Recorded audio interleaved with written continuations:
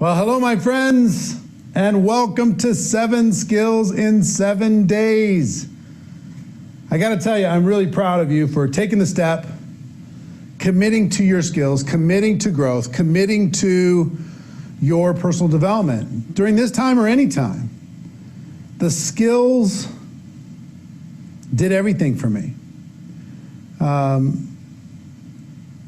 I tried to get lucky. I tried to be in the right place at the right time. I tried timing. I tried all this stuff. But until I developed the skills, I just didn't have the confidence. And because I didn't have the confidence, I took less action. And when I took less action, I got, obviously diminished results. And at the beginning for me, one of the worst habits that I had when I joined network marketing was I was a blamer. I used to blame everybody else for my problems, blame everybody else for my lack of success, blame everybody else for my lack of results. And because I wasn't taking the action, because I didn't have the skills, I blamed my upline, which is fashionable and common in today's world. I blamed the economy, I blamed people, I blamed the training, I blamed the company's product, I blamed the compensation plan, wasn't fair. I blamed successful people wouldn't give a guy like me a chance, nobody listened to me. I blamed the fact I didn't know that many people, I blamed the fact I didn't have an education, or at least a good education, no college education, barely escaped high school. I blamed my friends, limiting thinking. I blamed my family, not supporting me enough. I blamed everything. I mean, but I gotta tell you, blame is a dead-end street. Because, where do you go? If the moment you blame, I want you to understand something. The moment you blame something or someone else for your lack of success or achievement, in that moment, you take yourself out of control of your life. Now you can't be happy or successful unless something or someone else changes. You can't be expected to achieve unless someone or something else changes. I remember we're going to be talking about finding prospects today. Skill number 1, finding prospects. And before we get started with that, I'll just tell you one story, because when I first got involved in this profession, I made a list, like so many people do. I made a list. My list had about 100 people on it. A bunch of them are broke or negative. And I went to the people, and the list was like my treasure map. The list was like I was going to succeed or fail based upon this list. If this list panned out and it turned into gold, then I was going to have a career. But if the list wasn't any good, I wasn't going to have a chance. So I started going to my best people, top of the list, with the least amount of skill, the highest amount of anxiety, and I started to prospect those people. And we're going to get into prospecting, but I went to those people and I started to cross them off. And as the names started to dwindle, they said no, no, no, no, no. As the crossed outline started to get bigger, my anxiety got higher and higher. I got really scared. And I remember I went to a company convention. Now, I didn't lack for hunger. I was hungry.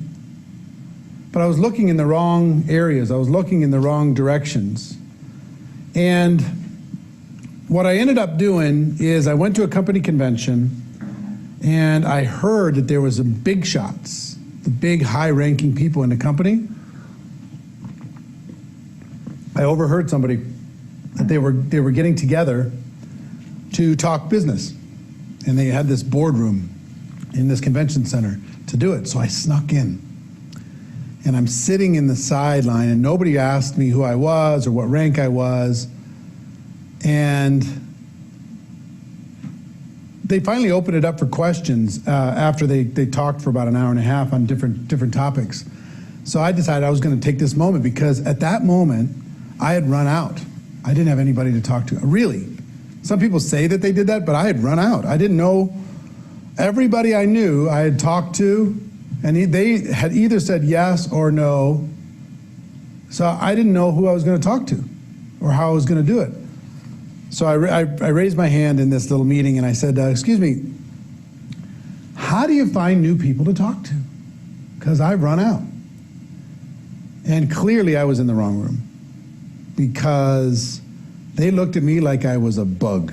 They looked at me like I was from Mars. And they're just like, you know, kid, you're gonna have to figure that out. You're in the wrong room. It's such a basic question to such a high-powered group. The top earner in the company later pulled me aside and gave me some tips to be able to start. I'm gonna give you some of those tips today, but it wasn't long after that I made the decision to go pro, and I decided to learn this and the other skills that we're gonna be talking about together. And that changed my life. Once I decided to go pro, it changed my life. And look, we're gonna be covering one skill a day. I don't know how long each session's gonna go. We're doing this live. If you're watching this on replay, welcome to the replay. But we're doing this live, so I don't know how long it's gonna go. It's gonna go until we're done. I want you to think of me as being in your house, coaching you personally on how to master these skills, okay? So as we get started, I'm gonna be writing on the board. We've got some graphics for you. We have some video clips from different events for you that we're gonna be, and there's some resources for you I'm gonna be sharing with a minute for you to be able to download. I want this to be comprehensive. I want you to be solid. I want you to feel like you have a track to run on when it comes to building your skill base by the end of these 7 days. Now, I will tell you this. This is not just wave a magic wand and poof, you have skills. You're gonna have to work your ass off, sorry. You're gonna have to study. You're gonna have to apply yourself. I mean, finding prospects is a skill that requires work. You can't just have somebody give you prospects. This is a skill that requires work. You gotta dig them out. You gotta identify them. You gotta build relationship. I'm gonna teach you how to do that. But you're gonna have to work your butt off. Now, I would rather have you work your butt off for 7 days and have a foundation of skill to be able to move forward than 7 weeks. I'd rather have you do it in 7 days than 7 months, 7 days than 7 years. It took me 3.5 years before I made the decision to finally learn the skills. Other than that, I was just trying to get lucky. I was hoping for the best, right? I had my little lottery business, you know, I was just hoping that somebody else, I was going to scratch off somebody and they were going to be the magic person that makes me all the money. So first thing I want to do, I want to take you to a short clip from 2018 GoPro Recruiting Mastery, where we talk about setting up the skills, okay? Check that out, and I'll be back when it's done. Skills build a foundation for everything. Now, some of you, there's so many people in this room that are better networkers than I ever was. So many $1 million a year earners in this room. It's just like, they're everywhere. It's like, oh yeah, you're $1 million earner? Oh, nice to meet you. When I started in this profession, 6-figure earner was the holy grail. I mean, it's still awesome, but it's everywhere. It's just like sand on the beach, another another 6-figure earner. How many people are earning 6 figures or more in network marketing? Stand up, please. Take a look around. This is normal, folks. Congratulations to all of you. If you're making more than $250,000, stay standing. Everybody else sit down. More than $250,000, take a look. How big of an executive do you have to be in a corporation to get paid this kind of money? If you're getting paid $500,000 or more, stay standing. Everybody else have a seat. $500,000 or more. $1 million a year or more, stay standing. Everybody else have a seat. $1 million a year.